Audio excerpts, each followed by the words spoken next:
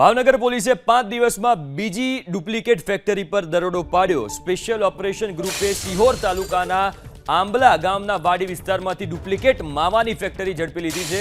મિલન દવે નામનો વ્યક્તિ પોલીસની નજરે ન પડે તે માટે વાડી વિસ્તારમાં નકલી માવાની ફેક્ટરી ચલાવતો હતો।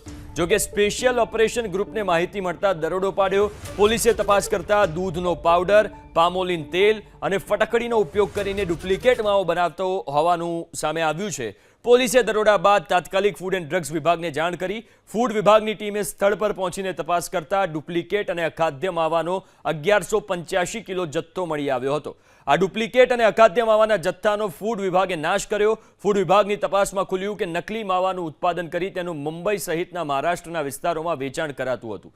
ફેક્ટરી માલિક મિલન દવે નકલી માવો બનાવવા માટે યુપીથી ખાસ 10 કામદારો લાવ્યો હતો, જ્યાં રહેવા જમવા સહિતની તમામ વ્યવસ્થા ફેક્ટરીમાં જ કરી આપી હતી।